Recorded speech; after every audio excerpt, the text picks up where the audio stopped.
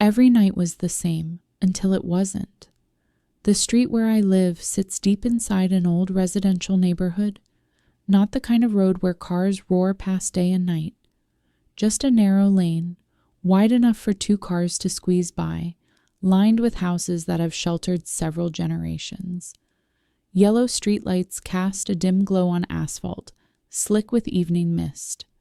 The smell of wet leaves, freshly collected trash, and a thin cold that felt like a scarf laid loosely across my neck. I got home a little before 11. Since my husband passed away, my rhythm of living has changed. Some evenings, I try to come home early, eat on time, turn off the lights, as if living neatly might make things easier. But the more I try to make life smaller, the bigger the house feels. The quieter it gets, the louder the clock sounds. Eventually, I realized something. What eased the loneliness wasn't pretending I lived, as if no one had ever been there, but keeping a few small habits that reminded me I was still connected to the world. One of those habits was leaving spare change for the street cleaner. She's been sweeping this neighborhood for years. I don't know her exact age. Early 40s, maybe 50? Dark skin, a small frame, her back slightly bent from pushing a trash cart night after night. She doesn't talk much. Neither do I. So our relationship has always been simple. I walk past while she sweeps. I stop. She glances up. I place a few coins on the edge of a planter or a nearby stone bench. She nods. No one really notices her. People rush through life. They look at bright things, loud things. To them, the cleaner blends into the pavement, present or absent. It makes no difference. I don't know why I noticed her. Maybe because I once was a woman who woke early, went to market, cleaned floors, cooked meals, doing the kind of work you do your whole life, and then one day realize people took for granted. I understand that feeling. So every night I leave her a little money. Not much. Just enough for a drink, a roll of bread. And more importantly, enough to say, I see you. Tonight was no different. I walked slowly, my low shoes tapped softly against the pavement. The fabric bag in my hand felt almost weightless. I passed the planter at the corner, the spot where she usually pauses before sweeping toward my side of the street. She was there. The yellow light caught the broom in her hands, the worn baseball cap on her head, the frayed gloves. Her trash cart stood beside her, silent like a shadow. I reached into my coat pocket and took out the coins I'd prepared in advance. Another habit, I always keep the money ready, so I don't have to fumble with my wallet at night. Sometimes, when kindness makes you awkward, it's easier not to do it at all. I stepped closer and bent down to place the coins on the planter, just like always. And that's when I noticed she didn't lower her head. Normally, she would bend slightly, pretend to adjust the broom or glance at the cart, anything to keep distance. But tonight, she stood straight. Her eyes met mine. I froze for a beat. Just a look. That was all. But some looks feel like being called by name. Not because they're angry, not because they're cruel, but because they know. I smiled, the polite, careful smile of an older woman. Gentle, courteous, unintrusive. Please, take it, I said. I was about to turn away like every other night. Then she spoke. Her voice wasn't loud, it wasn't soft, it didn't shake, and it didn't threaten. It was calm, so calm that the cold seemed to sink a little deeper into my back. Do you really think you live alone? I stood still. My mind reached for a normal explanation. She's just making conversation, I thought. Maybe she's being kind. Maybe she's trying to comfort me. People say things like that all the time. You're not alone. Someone always cares. I let out a small laugh, so light it barely sounded like one. Well, I do live alone, I said. I said it as if stating an obvious fact. I didn't want to turn her words into something frightening. At my age, you've lost enough to understand this. Fear doesn't make things better. Fear only makes the night longer. I went on, mostly to reassure myself. It's quiet here. Everyone knows each other. I don't go out much. And you see it yourself. I walk the same way home every night. I smiled again. The smile of someone who believes she's already survived the worst life had to offer. My husband died. I cried until there were no tears left. I learned how to sleep alone. I lived through days when no one called, through mornings fixing a leaking faucet by myself, changing light bulbs alone, setting the table for one, and watching the food grow cold. I thought I was used to it. I thought this quiet was the price I paid for peace. But the cleaner didn't smile back. She didn't nod.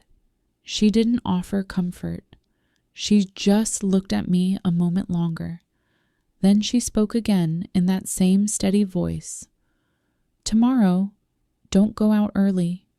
I blinked. That didn't sound like comfort. It sounded like a condition, a warning, information. I opened my mouth to ask, why? But my throat suddenly felt dry. I don't know why. All I know is that in that moment, I heard the soft scrape of her broom touching the ground, a sound like a period at the end of a sentence. She turned away, not quickly, not nervously, not like someone who had just said something frightening and wanted to escape questions. She turned as if what she'd said was perfectly ordinary, like reminding me not to forget my umbrella. I stood there, my hands still resting on the planter. The coins lay untouched, glinting under the yellow streetlight. I watched her figure grow smaller, dissolving into the dark street. I didn't call after her. I didn't ask her to explain. Not because I wasn't curious, but because I'd learned something over the years, first as a wife, then a mother, and finally a widow. Sometimes reacting too quickly is how you lose control. And at my age, what I need most isn't an immediate answer. What I need is to stay alert. I stood there for a long time, long enough for the cold to slip inside my collar, long enough to hear insects along the far wall, long enough to notice my own heartbeat, steady but heavy. It felt like someone had pulled back a curtain, and suddenly I, a 72-year-old woman, felt a little smaller on the very street I'd known for years. I walked home, unlocked the door, and locked it again, just like always. But tonight the click of the lock sounded sharper, harder, like a reminder. Some things only feel normal because you've never looked closely at them. I set my bag down and poured a glass of warm water. The house was silent. I sat on the edge of the bed and looked toward the window, and in my mind, her words kept repeating, clear as if written on the wall. Do you really think you live alone? Tomorrow don't go out early. I couldn't sleep. Not because I panicked, but because I had the distinct feeling that I had just been warned. I just didn't know about what. The next morning arrived more gently than I expected. There was no alarm ringing in my head, no sudden jolt awake in the middle of sleep. Just early light slipping into the room, thin even, like nothing unusual had happened the night before. I opened my eyes and looked at the familiar ceiling. Everything was still there. The old ceiling fan, the thin crack running along the edge of the wall, the bedside lamp angled slightly toward the window. I sat up slowly. At this age, you learn not to rush. Rushing makes you dizzy, and dizziness makes your thoughts wander. I'm probably overthinking it. I murmured, as if speaking to the room itself. I walked into the kitchen. The kettle was still in its usual place on the stove. The wooden tray under the sink was dry. There were no signs that anyone had been inside. No window left ajar.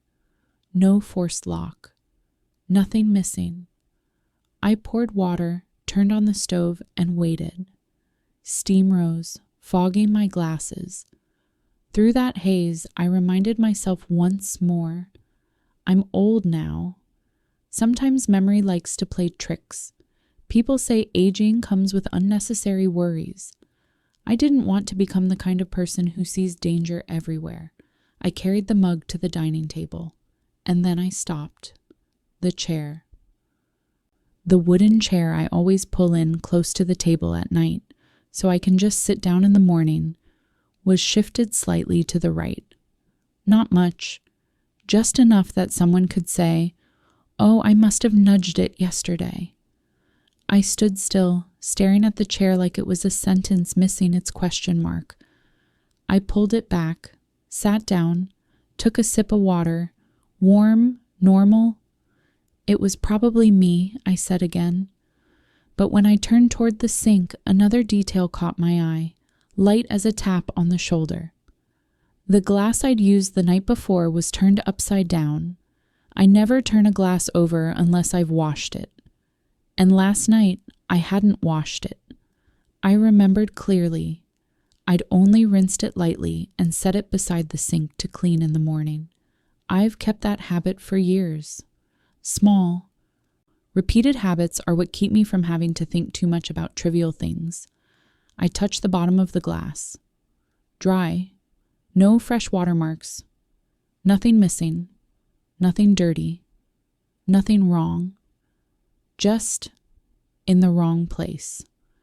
The feeling is hard to explain. It isn't the fear you feel when you discover money or valuables gone. It's more like walking into a familiar room and noticing someone has moved a painting. No note, no trace. But you know you didn't do it. I leaned against the sink and closed my eyes for a beat. Stay calm, I told myself.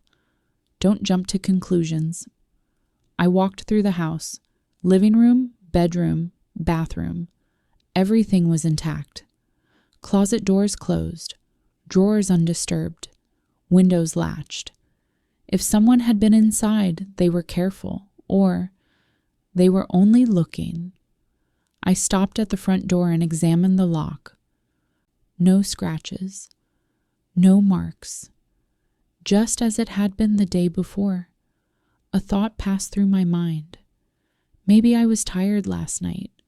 When older people get tired, they forget things. I allowed myself to believe that a little longer because believing that made life easier. I changed clothes, picked up my bag, and prepared to go out. And right then, last night's words surfaced in my mind. Clear, uninvited. Tomorrow, don't go out early. I stopped.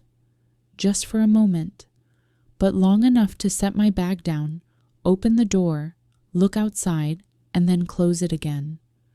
Not because I was afraid, but because I realized something. If someone was paying attention to my routine, then breaking that routine, even for one morning, was a response in itself. I decided to stay home. Around noon, I took the trash outside. The garbage truck had already come. I opened the shared trash bin at the corner of the street. This neighborhood's habit is to take trash out before noon. The lid felt heavier than usual. I lifted it and looked inside. The smell of old garbage mixed with damp leaves rushed up, but that wasn't what caught my attention. It was my trash bag. I'd tied it the night before with a green string, because I'd run out of other ties. The string was still there, but the knot had been undone and tied again, not as tight as I usually do it, looser, and the top of the bag showed signs of being opened. I stood there for a long time, my hand still holding the lid. Someone had opened my trash bag, not to take anything, not to throw something in, just to look, to see what I ate, what I drank, what bills I threw away, to see the rhythm of a woman living alone. A chill ran cleanly down my spine. At that moment, I stopped telling myself I'm just imagining things. But I didn't let panic take over either. Panic is what people hope for when they want you to show your hand. I closed the lid carefully as if nothing had happened. Back home, I washed my hands, longer than usual, water running over my fingers, my wrists. I looked at myself in the mirror. My face wasn't pale, not flushed, just my eyes, clearer. I sat at the table and took out an old notebook, the one I used to track expenses. I didn't write right away. I opened it, set my pen down, and took a breath. When you don't yet know what's happening, I thought, silence is an advantage. I began to write small things. The time I came home last night, the position of the chair in the morning, the upside-down glass, the opened trash bag. No guesses, no conclusions, just facts. In the afternoon, I made tea and sat by the window, looking out at the familiar street. People moved about as they always did. Children heading home from school, a man walking his dog. No one seemed to be paying attention to me. And that was exactly what caught my attention. People who don't look are often the ones who don't need to.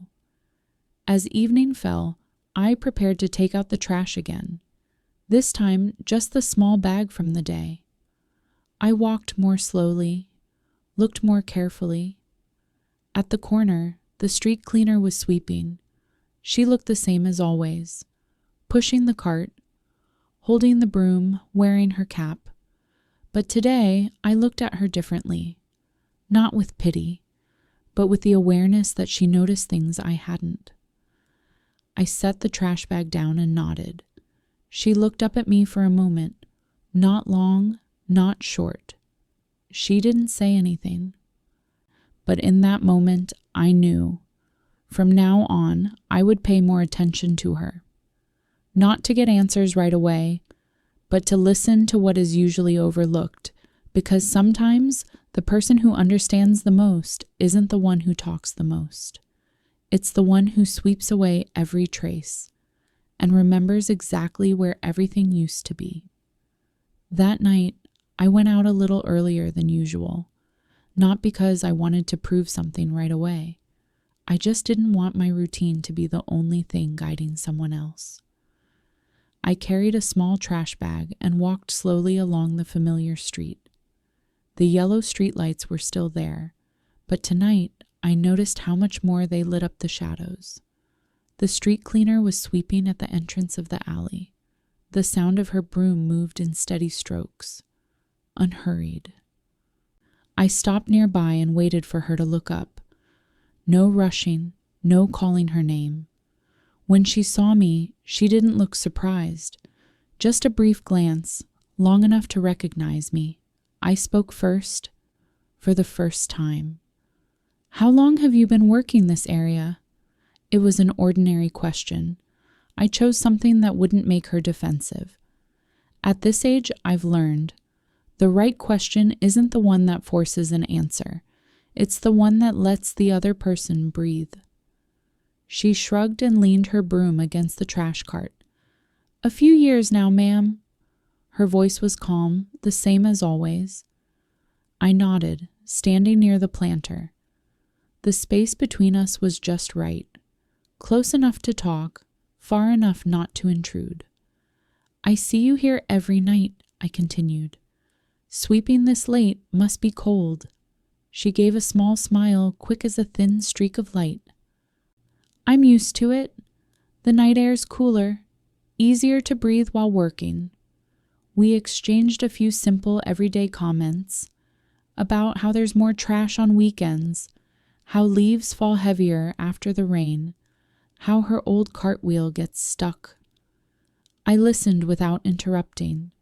She didn't say much, but every sentence was clean and direct. The kind of person who speaks enough to do her job, not enough to be noticed. After a moment, I asked, still in the most casual voice I could manage. You work nights like this. You must see a lot. She didn't answer right away. She bent down, picked up a scrap of paper, tossed it into the cart. Slow, deliberate, like my question had simply passed through the air. I didn't push. I waited. When she straightened again, she said, so softly I might have missed it if I hadn't been close. Every night, there are people who stay awake. That didn't sound like an answer to my question. It was offbeat. It wasn't a story. It was a fact placed on the ground. My heart sank slightly, not from fear, but because I understood. This was no longer an ordinary conversation. I didn't ask who. I didn't ask where. I just stood there, looking at the street. This street I thought I knew down to every brick. She kept sweeping. The broom returned to its steady rhythm, as if her words weighed nothing at all. But I knew it. People who work in silence don't waste sentences. I asked again, very quietly, "What do you mean?" She stopped. This time she looked straight at me. Her eyes weren't searching mine. They were the eyes of someone deciding whether to go further. "Someone's been watching you," she said. "Not every night is obvious, but enough that I noticed." The air thickened between us. I could hear dry leaves dragging under her broom, hear the wind sliding through the alley. I didn't flinch. I didn't argue. I let her sentence sit between us like an object that needed to be examined from every angle. "A stranger?" I asked, only to open a small door. She shook her head. "No." One word, short, clean, enough to erase hundreds of possibilities and leave only the ones that felt worst. I looked down at her hands, thin fingers rough from gripping a broom. Hands like that don't practice lying. They practice looking, remembering, and moving on. "Are you sure?" I asked. That was the only question I needed. No names, no times, no details, just certainty. She nodded without hesitation. "I'm sure." Then she added, still in that level, steady tone, like she was talking about the weather. "They think you're not fully sharp anymore." Something dropped to the bottom of my chest. Not fear. Something else, sharper, colder. The feeling of being judged from behind while you keep walking forward. I inhaled. Slow, steady. I didn't argue. I didn't say that's not true. I didn't mention the notebook I'd been keeping, the details I remembered. I didn't need to prove anything. At this age, I know one thing. Once someone has decided you're not fully sharp, every explanation you give gets filed into the same drawer. The drawer labeled denial. "What have you seen them do?" I asked. She glanced toward the far end of the alley, where the streetlight faded thinner. "Not much," she said. "They stand, they watch. Sometimes they open the trash bin. Sometimes they just stay far back." I nodded. "The pieces in my mind slid into place on their own. The chair moved. The glass turned upside down. The trash bag opened. No break-in, just observation. Observation is the first step of control. You're telling me this?" "Why?" I asked, not as suspicion, but as understanding. She stayed quiet for a moment. Then she shrugged. Barely. "Because you always noticed me," she said. "And because I don't like watching someone get treated like they're no longer themselves." Her words weren't loud. They weren't dramatic. But they hit exactly where they needed to. I understood that feeling. The feeling of being treated like background, like something that could be there or not, and nobody would ask. I looked at her. This time I looked carefully, not to inspect her, but to remember her. People like her remember many things. and they only speak when they believe it matters. Thank you, I said. She nodded, picked up her broom again, and kept sweeping. The conversation ended the way it began, without an exclamation point. I walked home. The street was still quiet. But in my mind, a line had been redrawn, not the line from my door to the corner of the alley. A different line, connecting small details to a larger intention. I wasn't afraid. I wasn't in a hurry.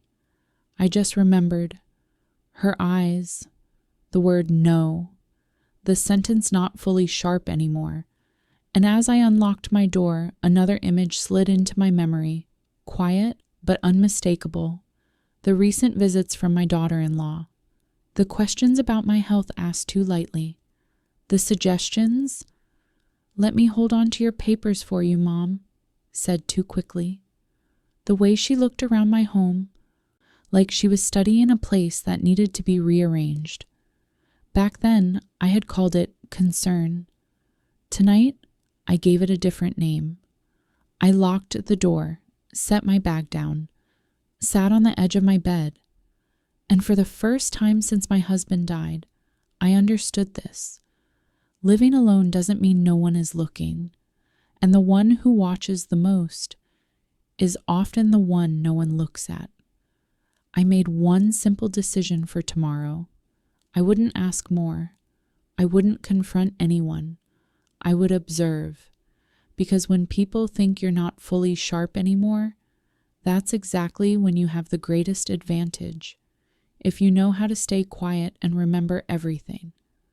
They came one afternoon without warning. The doorbell rang as I was pouring tea. Not urgent, not rushed, just 2 short chimes, polite enough. I glanced at the clock. Almost 4. At this hour, I usually don't receive visitors. Still, I set the teapot down and went to open the door. My son stood there, my daughter-in-law beside him, holding a bag of fruit. Both were smiling, smiles that were carefully measured, not too cheerful, not forced. The kind of smiles people wear after they've talked things through before ringing the bell. "We stopped by to see you, Mom," my son said. "We were passing nearby." I nodded and opened the door wider. My daughter-in-law's familiar perfume drifted past, light, clean, slightly cool. I noticed it faster than usual. Lately, I've been paying attention to smaller things. We sat in the living room. I poured the tea. My daughter-in-law reached for the teapot, quickly, almost reflexively. "Let me," she said. "You rest." It was a lovely sentence, the right one. I let her do it. At this age, sometimes allowing people to help is also a way of observing. "How have you been feeling lately?" my son asked, looking straight at me. "I heard you've been coming home late." I smiled. "I'm fine. I walk around a bit to clear my head." My daughter-in-law nodded enthusiastically. "That's good. Walking is great for seniors, but you have to be careful. Living alone, if something happens, it can be risky." The sentence was released lightly, like a piece of paper floating on water. If you weren't paying attention, it would drift right past you. I took a sip of tea. Hot, slightly bitter. I let the moment sit before answering. "It's quiet here. I know all the neighbors." My son glanced around the room, not long, but long enough. His eyes paused on the filing cabinet near the window, then on the small safe under the table, then back to me. "Do you still manage your paperwork yourself?" he asked. "I mean, documents, bills, all that stuff?" My daughter-in-law picked up immediately, as if she'd been waiting. "Don't misunderstand us, Mom. We're just worried. A lot of older people get scammed over paperwork." I nodded. Slowly, clearly. "Yes," I said. "Things are complicated these days." She smiled, the smile of someone who had just received a signal of agreement. I saw it clearly, and I let it happen. Maybe we could keep copies of your important documents for you, she said. Just in case something happens, it would be easier to handle things. My son stayed quiet, but I knew he was waiting for my answer. He's always been like that, letting someone else say the difficult part while he stands in the middle. I set my teacup down. My hands trembled slightly, not much. Just enough for someone to think, "Oh, Mom's tired." "That could work," I said. "I'm not very good with those papers anymore." I saw my daughter-in-law's eyes brighten very quickly, very subtly. Then she reined it in, as if afraid of being too obvious. "I mean, only if it's convenient for you, no pressure." I shook my head. "It's fine. You're just looking out for me. I understand." I had said that sentence dozens of times in my life, but tonight, I said it for a different reason. I said it to see what they would do next. My son let out a quiet breath of relief. He leaned back into the chair, as if setting down a burden. "That's great. We'll feel more at ease, too." We talked a bit more about his job, the weather, rising electricity prices. I listened. I nodded at the right moments. I smiled in the right places. But inside, I recorded every small detail. The way my daughter-in-law kept her handbag close to her feet. The way her eyes flicked toward the filing cabinet whenever the conversation paused. The way my son avoided meeting my gaze when he talked about safety. Then my daughter-in-law said what I knew would come sooner or later. "Honestly, it's dangerous for you to live alone," she said, lowering her voice, as if discussing something delicate.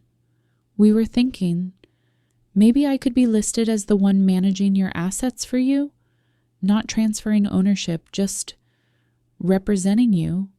So if you're tired, you don't have to worry about paperwork." I stayed still.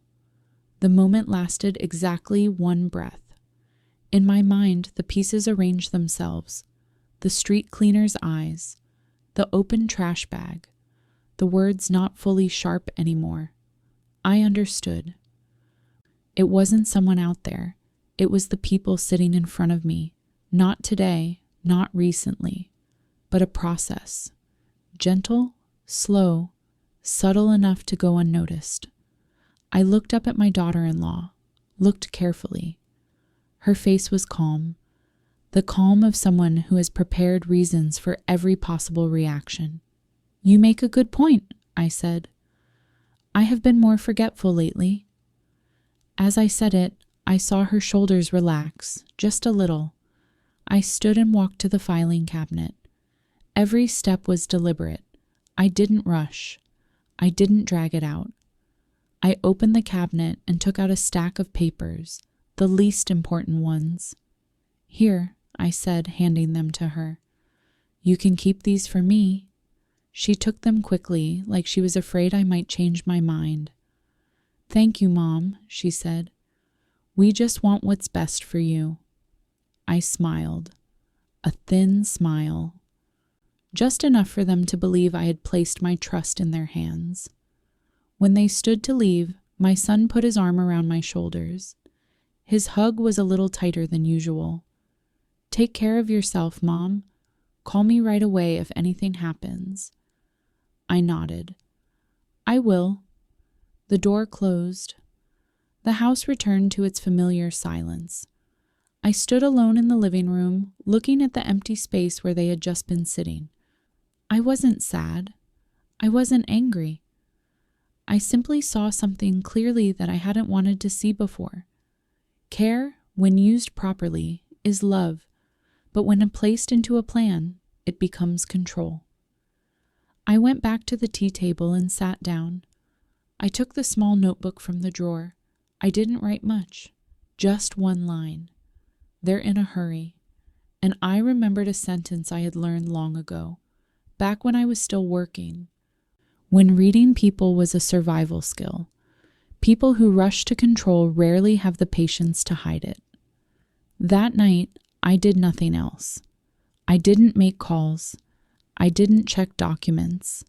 I let everything stay as calm as they believed it to be, because I had made one very clear decision. I would let them reveal themselves. And when people believe you've handed over control, that's exactly when you gain the most room to observe. After that afternoon, my house returned to normal with suspicious speed. There were no unexpected doorbells, no frequent check-in calls. My daughter-in-law sent a single, perfectly polite text. "I'll stop by this weekend to organize your papers a bit, Mom. Make things neater." I replied with one word, "Okay." She arrived right on time that weekend. Not early, not late. The way people arrive when they already have a plan. She brought a gray document case, slim but rigid. I noticed it the moment she set it on the table, not because it was attractive, but because it looked exactly like the cases I used to see in law offices years ago. Compact enough to conceal many things, serious enough to discourage questions.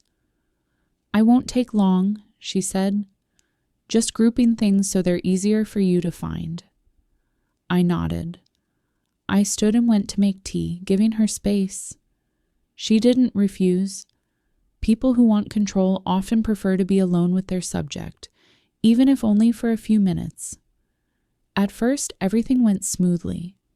I heard the soft rustle of paper, the light glide of a pen across the page. Now and then, she asked harmless questions.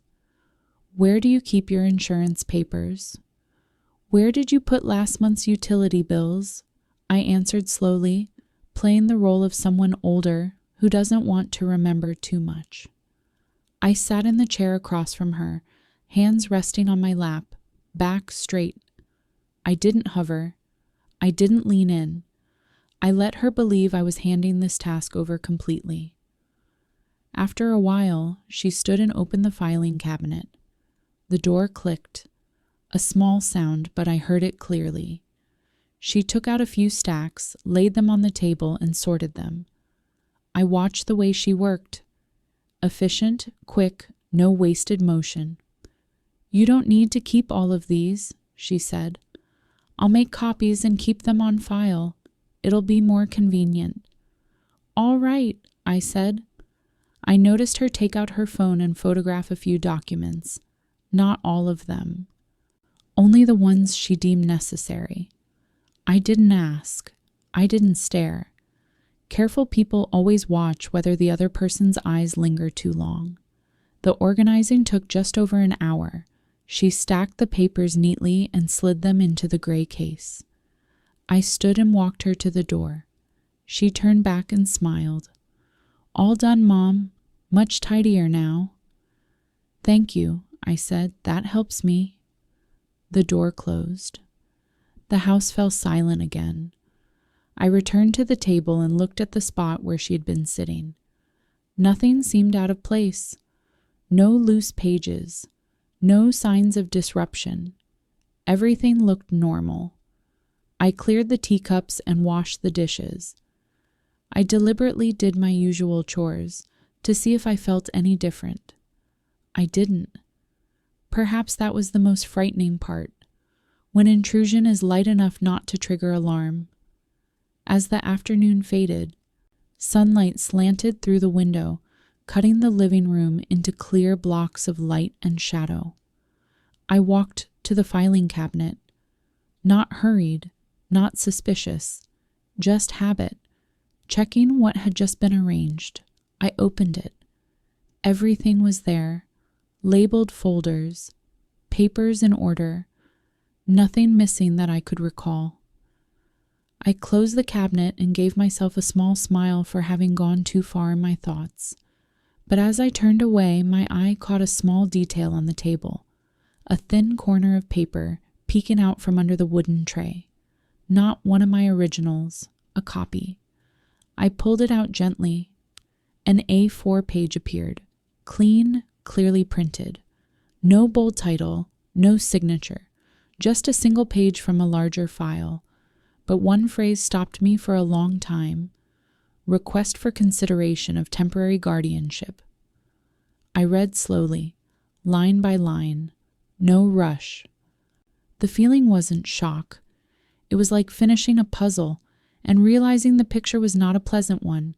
It was a copy, an incomplete one, but enough to understand their direction, not transfer, not reassignment, guardianship, a legal way to remove decision-making power under the name of protection. I set the page down on the table. I didn't call my son. I didn't text my daughter-in-law. I didn't pick up my phone. I stood there, watching the sunlight fade across the floor. They were a few steps ahead of me, not many, but enough for them to believe I couldn't keep up. I folded the paper and placed it in a separate drawer, the one I reserved for the most important things. Then I locked it, not to hide it from them, but to remind myself, I've seen it. Evening came slowly. I ate very little. I didn't turn on the television. I didn't listen to the radio. I sat in the living room, staring into the darkness where my husband's photograph hung on the wall. When the streetlights outside finally came on, I went to bed. But I couldn't sleep. Not because I was afraid of losing my assets.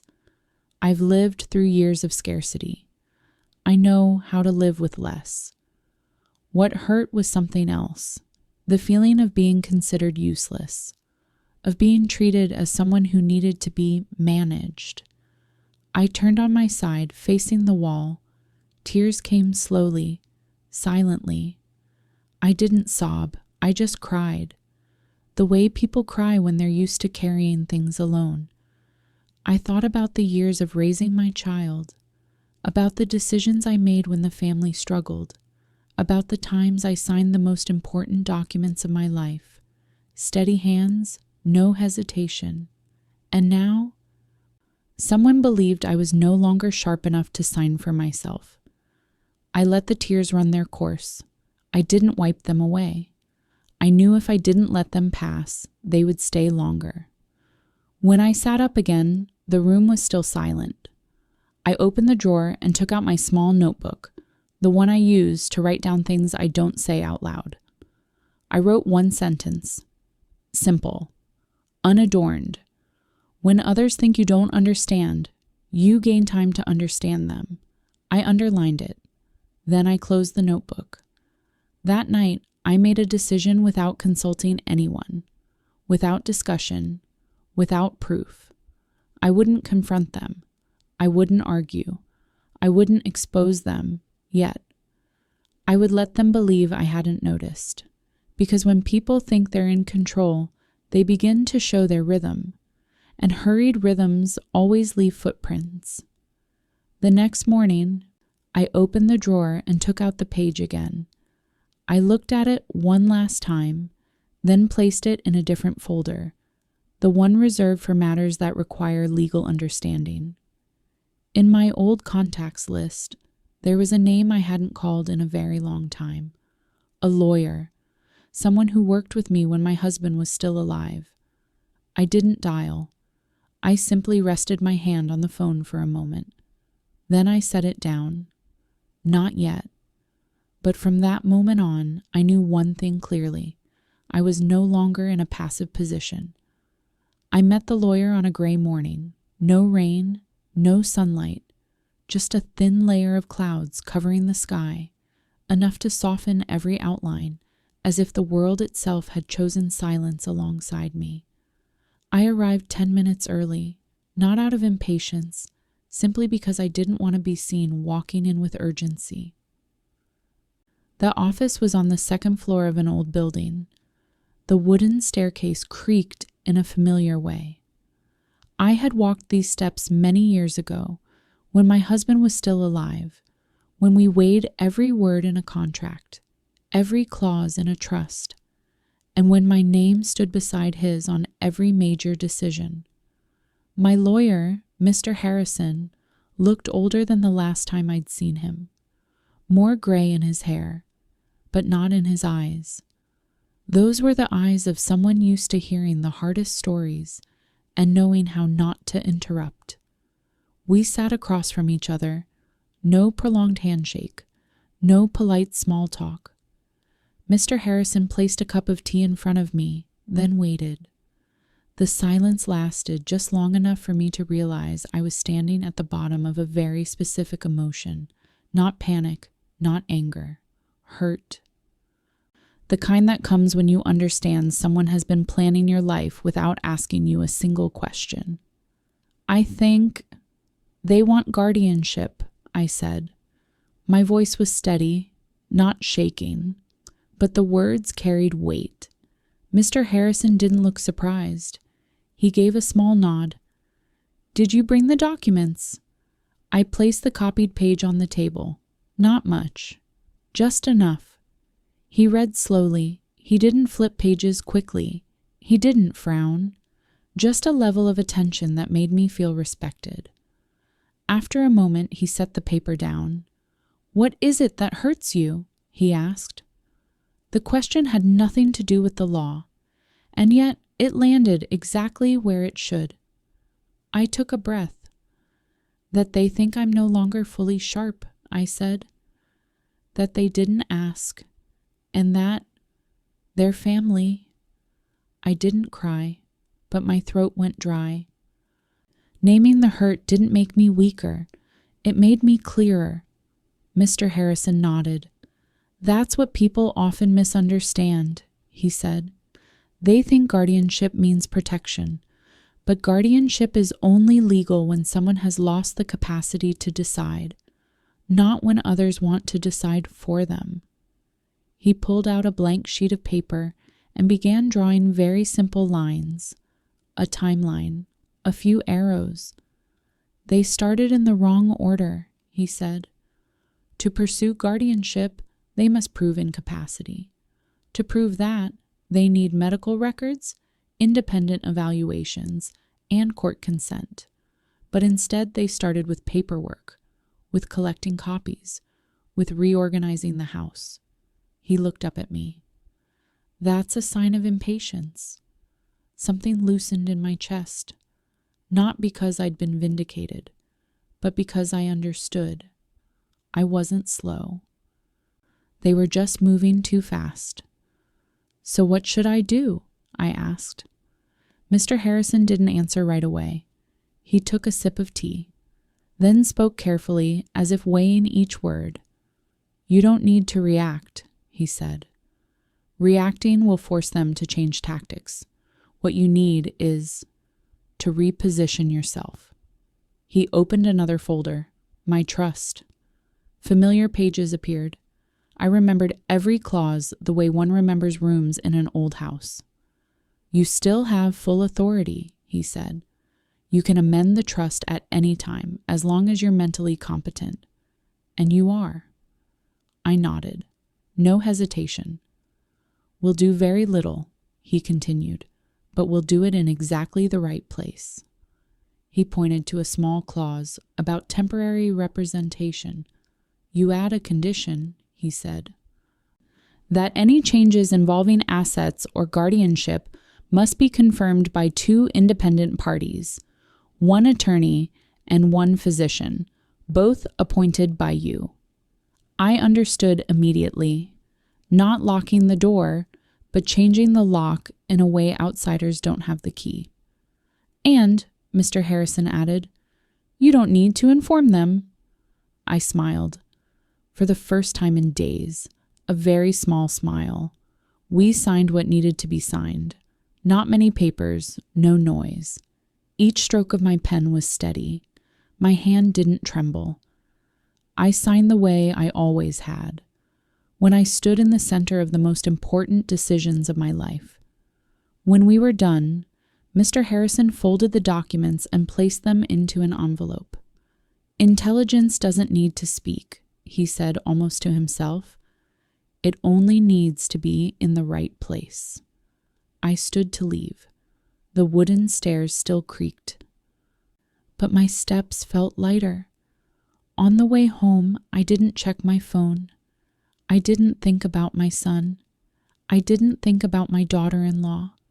I thought of something else, smaller but essential.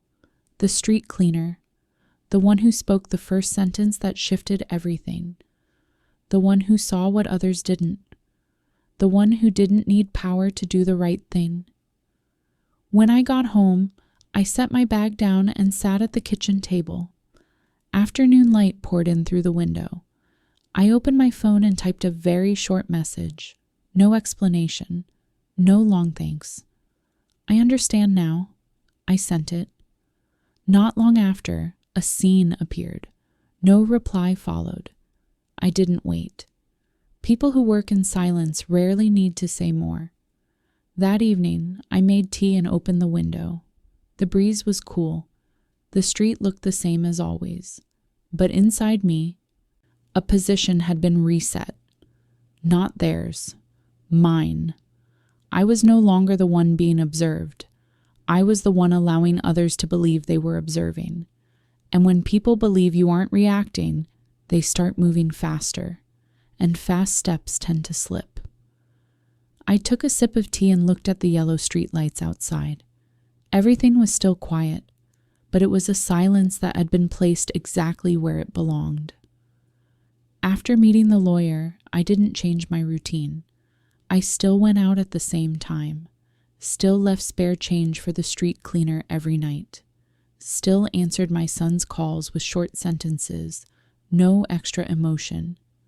Normalcy, when maintained long enough, convinces others that nothing has happened. My daughter-in-law began calling more often, not incessantly, not sharply. She chose a softer kind of pressure, enough to make the listener feel cared for, enough to make an older person feel they should cooperate. "Mom, we just want things to be clearer for you. This paperwork is just a formality.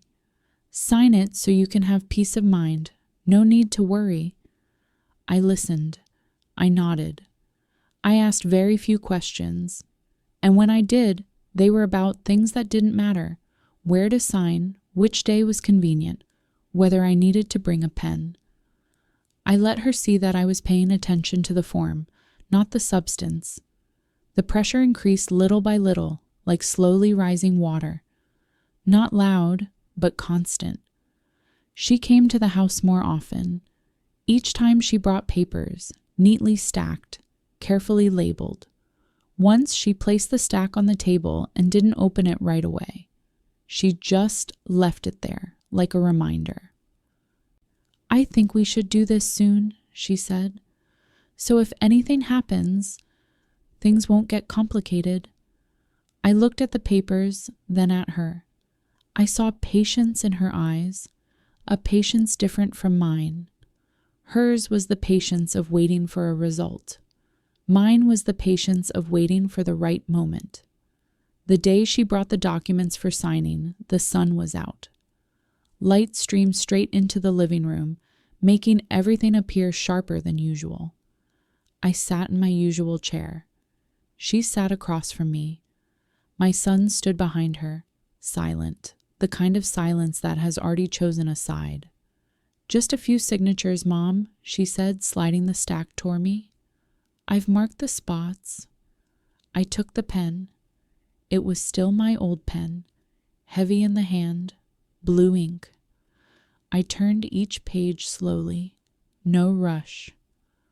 I read the familiar lines, the legal phrases people assume the elderly will skip. I didn't skip them. I simply didn't react. "Do you need to read it carefully?" she asked, her tone gently concerned. "It's fine," I said. "I trust you." That sentence lightened the room. I saw her shoulders relax. I caught a very quick, very small smile, passing like a cloud's shadow. I signed. Each signature was steady, no shaking, no hesitation. I signed like someone who had decided long ago. That was the peak of the pressure, and also the moment I put pen to paper. After the final signature, she gathered the documents faster than before. No attempt to hide it. No need to hide it anymore. She stacked them neatly and slipped them into her case. My son stepped forward and said lightly, "That's done, Mom.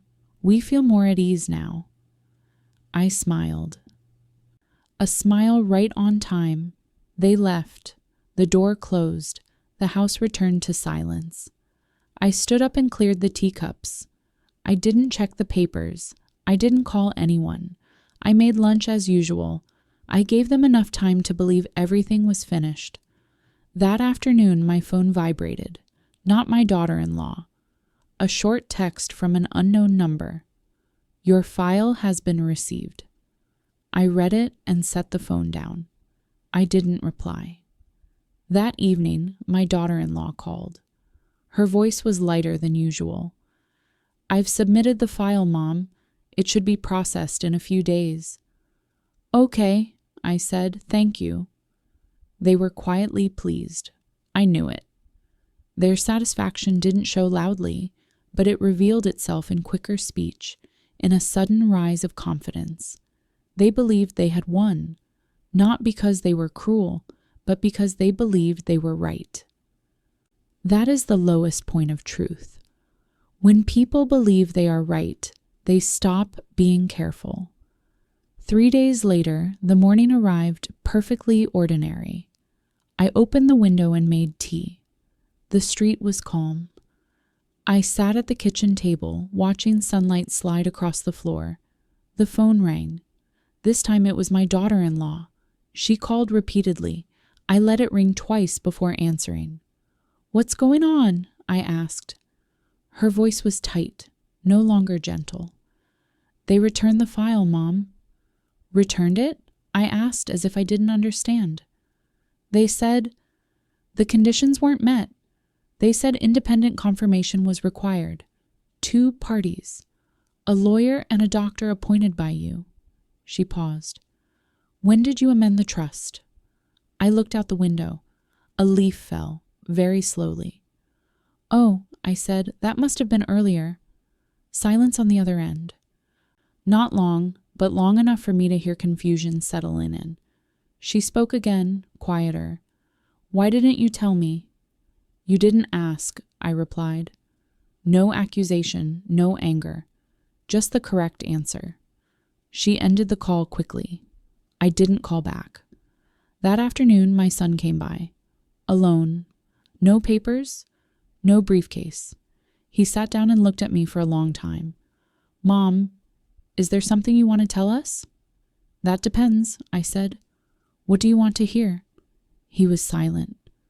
This time it was real silence, not the kind that had chosen sides, but the kind searching for a way forward. I didn't say more. I didn't need to. The trap was already set, not to make them fall, but to make them stop. That evening I sent a very short message to the street cleaner. "It's done." No explanation. No details. A while later she replied with a small symbol, a single dot. That was all. I smiled. Patience doesn't make noise. It simply rearranges the order of things. And when the order shifts, those who rush reveal their footprints. I cleared the table and turned off the lights. The house was quiet. But this time it was the quiet of someone who knows exactly where she stands and knows the game isn't over yet. The confrontation happened on an unannounced afternoon. No conference room, no lawyers, no witnesses. Just my familiar living room, the old wooden table, 2 chairs facing each other, and late afternoon light cutting across the floor through the window. My son arrived first. My daughter-in-law came later. She walked in, wearing a calmness that had clearly been practiced, one that had carried her far before. I didn't invite them to sit. They sat anyway. I placed a thick envelope on the table. I didn't slide it forward. I didn't open it. I simply set it there, in the middle, like a marker. They both looked at it, then at me. "I assume you asked us to come so we could talk," my son said quietly. "Yes," I said, "but not to argue." I opened the envelope and took out the documents one by one. No rush, no highlighting, no theatrics. Familiar papers, the amended trust, the independent verification clause, the receipt confirming submission, and the notice of return. I laid them out in chronological order. Only when everything was in its place did I look up. "This is what happened," I said. "Not feelings, sequence." That was the peak of the meeting, when truth was presented without raising a voice. I didn't say much. I let the documents speak. I watched my daughter-in-law scan each page quickly. I watched my son read more slowly, lingering on the smaller lines. "I only wanted to help," my daughter-in-law said. A familiar sentence. Her tone measured, defensive, but contained. "Possibly," I replied, "but helping doesn't mean replacing." I didn't accuse. I didn't revisit the pressure, the hints, the moments of too much concern. I spoke only about boundaries, ones that had existed all along, but had been ignored because I stayed quiet. Silence settled over the room. My son lowered his head. Not out of shame toward me, but because he had just seen where he'd been standing all this time. He exhaled softly. "Mom, I'm sorry," he said. "I thought this was safer." I looked at him for a beat longer.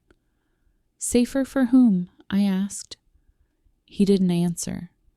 That was the bottom of the confrontation, the moment the right question is asked. And no one has enough words left to fill the space. My daughter-in-law straightened in her chair.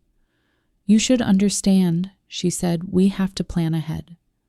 "Planning ahead means asking," I said, "not acting first." I spoke slowly, without weight. I didn't need to win an argument. I needed clarity. I pointed to the final clause.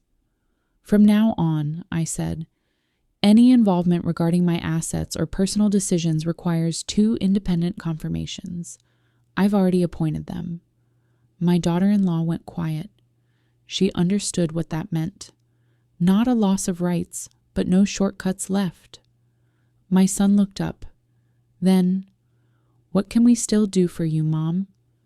"Be my children," I said. "That's enough." Truth didn't reveal itself through accusation, but through where everyone stood once things were put back in order. I didn't ask for further apologies. I didn't set conditions. I simply withdrew the right to intervene, clearly, legally, and without room for debate. My daughter-in-law let out a breath. "We'll withdraw the file," she said. It sounded like a concession, but to me, it was the necessary ending. "Thank you," I said. Not sarcastic, not cold, just a sentence that closed the door. They stood. My son hesitated for a beat, then stepped closer. "Mom," he said, "if you ever need—" "I'll say so," I replied. "When I do." The door closed. I remained alone in the living room. The light had shifted. I gathered the papers and placed them back into the envelope. I didn't put it away yet. I left it on the table as a reminder that nothing needs to shout in order to be heard. That evening, I opened the window. The street was quiet. I sent a short message to the street cleaner. All settled. No explanation, no details. A little later, she replied, "That's good." I smiled, not because of victory, but because order had been restored. Truth doesn't need to shout. It only needs to stand in the right place, and it will speak for itself. I made tea, sat down. In the quiet, I realized some confrontations don't end with louder voices, but with someone leaving the room holding less power and more boundaries. The game wasn't over yet. But from this moment on, every move would slow down. And when things slow down, intelligence finally has room to work. After that confrontation, my life slipped back into its old rhythm, at least on the surface. In the mornings, I opened the window at the same hour, brewed tea, tidied the kitchen. The routines I'd kept for years hadn't changed. But the feeling had. There was no tension anymore, no waiting, just a very quiet space sitting between familiar tasks. My son called less often. My daughter-in-law didn't call at all.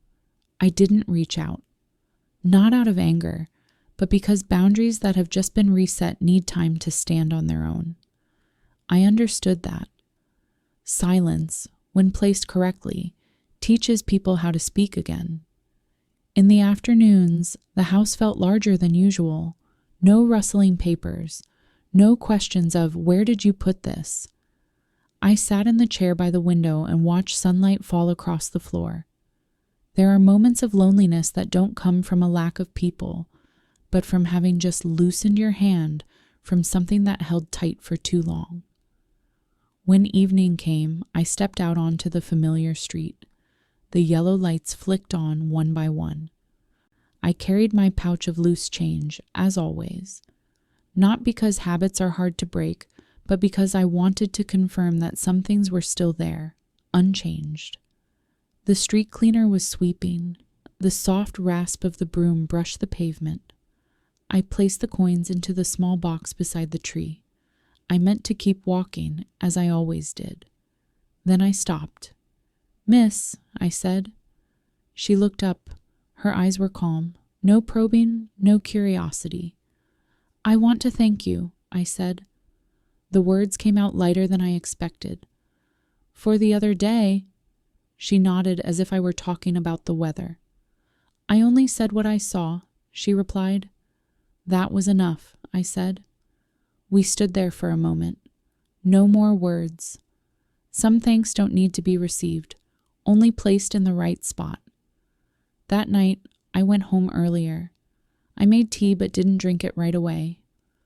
I sat in the living room and looked at old photographs, my husband, my son as a child, moments I once believed were the unshakable foundation of my life.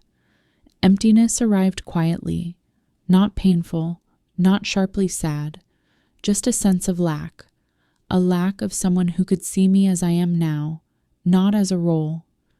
I realized this when I thought back to the confrontation. No one in that room had looked at me as a whole person. They looked at me as a responsibility, a risk, something to be managed. Not out of cruelty, just a failure to truly see. And then I thought of the street cleaner, someone who knew nothing of my history, nothing of my assets, nothing of my relationships. Yet she had seen one thing clearly. I was not living alone in the way they thought. The peak of that realization wasn't loud. It arrived when I understood that the person who saved me, the first to say the sentence that shifted everything, did not share my last name. No blood tie, no family bond, just attention. The one who truly sees you is not always family. I wrote that line in my notebook. I didn't underline it. I didn't bold it. I simply wrote it, then closed the book. In the days that followed, I paid closer attention, not to doubt, but to be present. I noticed footsteps in the hallway, cars slowing down, lights turning on and off. I wasn't afraid. I simply knew I was here, and that others were here too in their own way. One evening, I carried an extra cup of tea outside. I set it down beside where the street cleaner rested. I didn't speak. She looked at me and nodded. We shared a brief warmth, no story required. Peace doesn't come from having everything resolved. It comes from no longer having to tense yourself to protect what should have been obvious all along.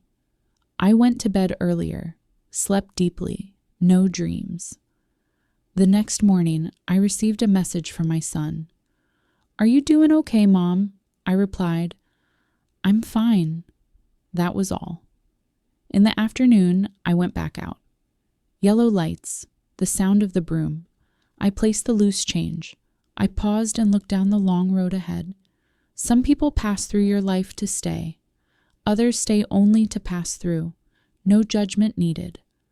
I returned home and closed the door. made tea, sat down. Peace spread slowly, not because I had won against anyone, but because I was standing in the right place. And when you stand in the right place, you don't need someone who shares your name to save you.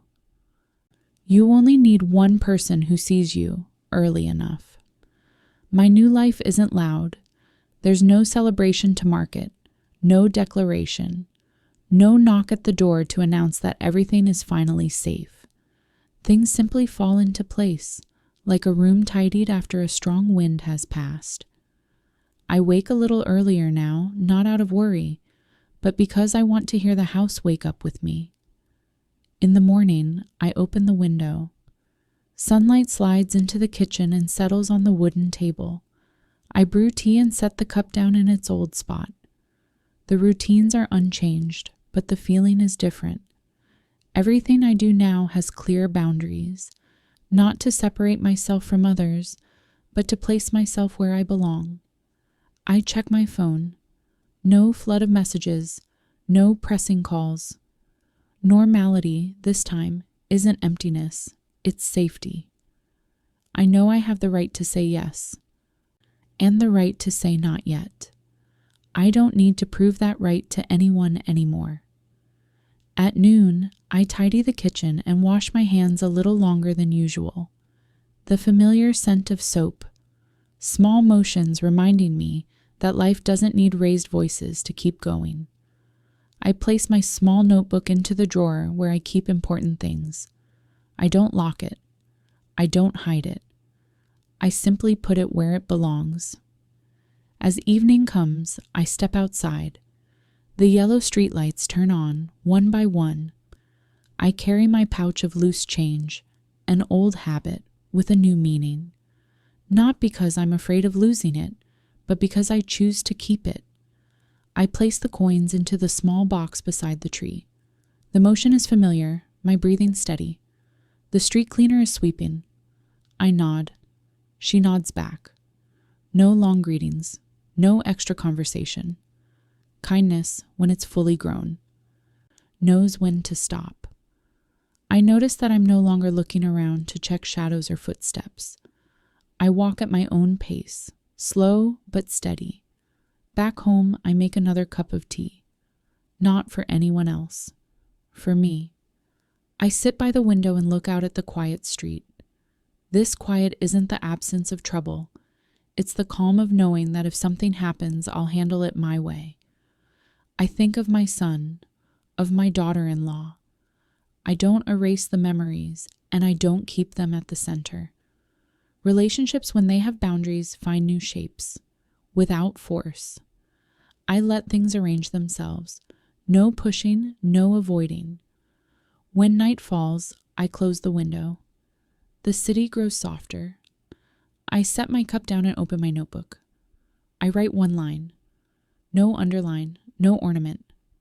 I am not living alone. I live with my own clarity. I close the notebook. Lights off. The house is quiet, but it's the quiet of someone who knows where she stands and knows that safety doesn't come from having someone beside you, but from knowing no one can cross your boundaries without your permission.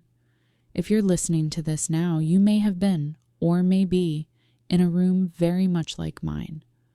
A place where everything looks fine, but inside you're tense. If so, I want to say one small thing. Trust your rhythm. You don't need to speak loudly. You don't need to hurry. You only need to put things where they belong.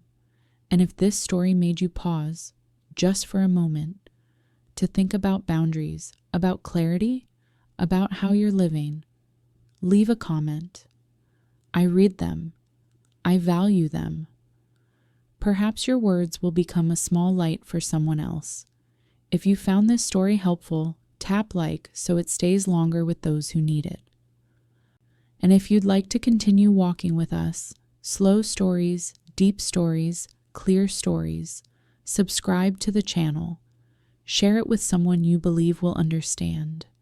I am not living alone, and perhaps neither are you.